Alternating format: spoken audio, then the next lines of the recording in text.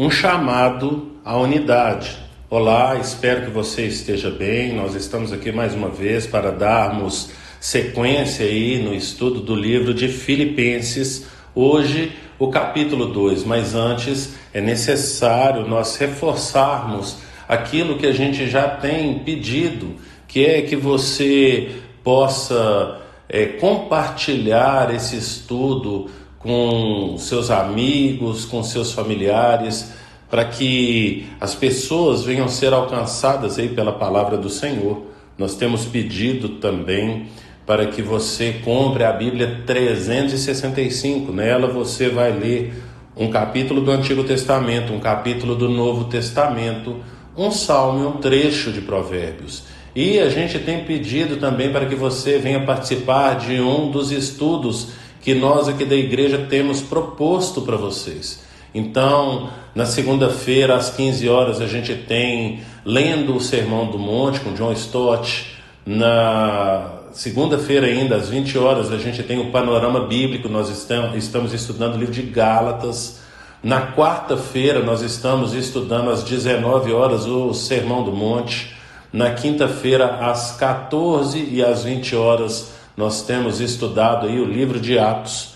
E aos domingos, às 8h30 da manhã e às 17 horas, nós temos a escola bíblica, onde de manhã estamos estudando 1 Pedro e à tarde a gente tem estudado aí Mateus. Então venha participar, porque certamente você será edificado através desses estudos. Participe, incentive as pessoas a participarem também. Hoje eu quero compartilhar com vocês aqui no capítulo 2, o versículo 1 e o versículo 2, que fala: se por estarmos em Cristo nós temos alguma motivação, alguma exortação de amor, alguma comunhão no Espírito, alguma profunda afeição e compaixão, completem a minha alegria, tendo o mesmo modo de pensar, o mesmo modo, o mesmo amor, um só Espírito e uma só atitude. Essa é uma chamada do apóstolo Paulo à unidade. E o que a gente percebe estudando a Bíblia, ali principalmente ali no livro de Atos, que vai contar a história, né? A gente sabe então que o livro de Atos é o único livro histórico do Novo Testamento.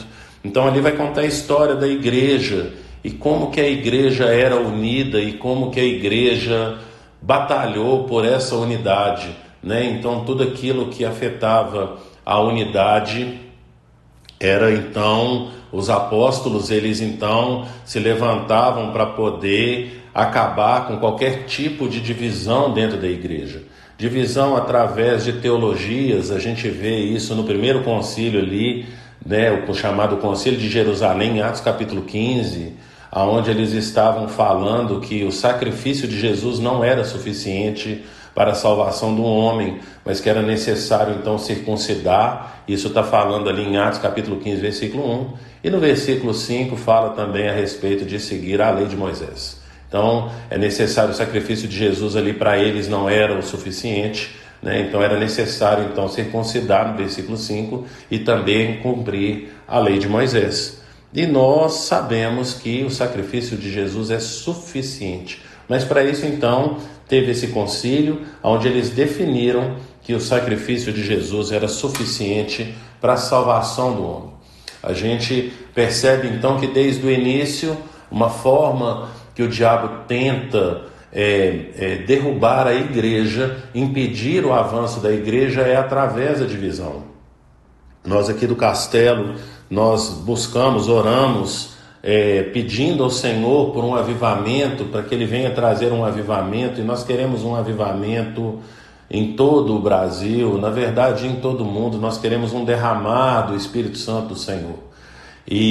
Mas começando, né, se possível, se assim for do agrado do Senhor, começar aqui na nossa igreja, aqui no Castelo, e alcançar as outras igrejas aqui desse bairro, e alcançar a nossa cidade, Belo Horizonte, alcançar o nosso estado, Minas Gerais, nosso país, Brasil, a América do Sul, a América como um todo, e inundar que a glória do Senhor venha inundar toda a terra. Esse é o desejo do nosso coração. Mas quando a gente olha para a igreja, a história aí dos grandes avivamentos, a gente percebe então, por exemplo, no avivamento dos morávios, né? Que era uma igreja, eram cristãos então, que moravam na Morávia ali, que era próximo ali então do que seria hoje aí a Alemanha, e aí eles saem dali fugidos por causa de perseguição religiosa, e aí tentam se estabelecer em vários lugares ali na Europa, mas então eles acham lugar ali nas terras do conde Zinzendorf, e ali naquelas terras do Zinzendorf, eles se estabelecem, mas ali eles têm divergências ali teológicas, né? Então várias divergências que foram surgindo aí, e aí então ali no ano de 1727, o conde chega e fala para eles da necessidade da unidade.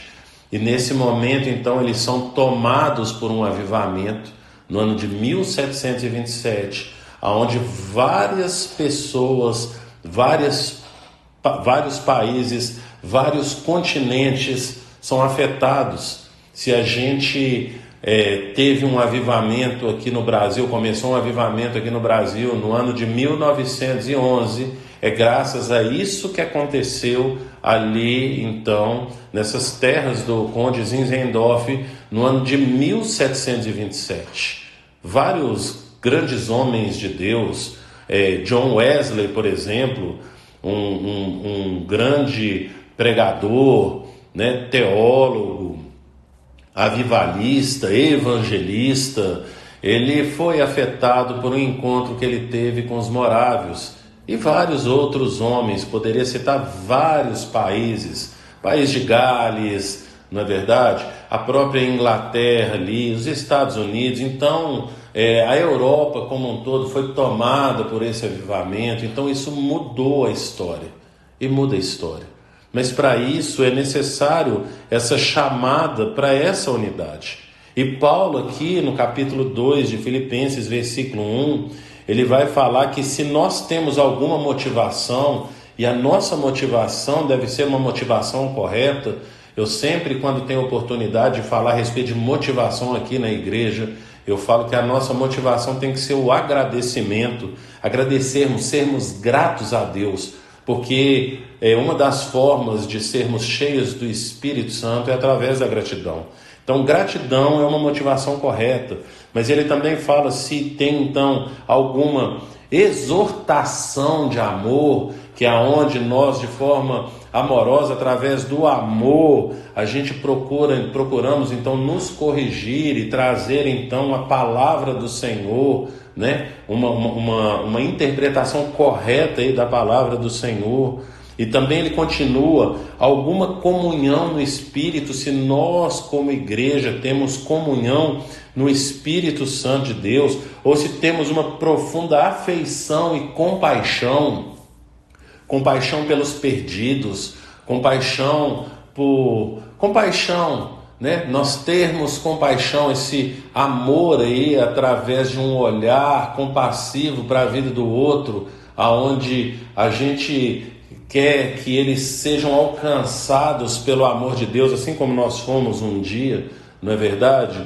Então, se há alguma coisa nisso, ele vai falar que nós temos que ter o mesmo modo de pensar, o mesmo amor, ainda no versículo 2 aqui, um só espírito, uma só atitude, então um chamado aí para a unidade. Agostinho, né, o Santo Agostinho, ou Agostinho de Hipona, ele tinha um lema que era muito importante. Já falei algumas vezes nos estudos, já falei aqui também em um dos áudios passados aí, a respeito de que a fala dele é que naquilo que é essencial, nós precisamos ter unidade, naquilo que não é essencial, liberdade, e em tudo caridade. Então, Agostinho, ali, nascido no século IV, mas onde ele desenvolveu sua teologia no século V, ele chama a nossa atenção, então, mais uma vez, para a unidade. que a gente venha buscar essa unidade em Cristo, unidade entre os irmãos, uma só forma de pensar, como Paulo fala aqui no versículo 2, uma só forma de pensar, no mesmo amor, um só espírito e uma só atitude. Vamos clamar, meus irmãos, vamos orar, vamos buscar, jejuar, pedir a Deus por um avivamento, mas com a certeza de que o avivamento, como a gente pode olhar para a história, a gente vê então ali na história dos morávios, o avivamento vem quando há unidade. Então, ore pela unidade, zele pela unidade e busque essa unidade, e que o Senhor nos abençoe.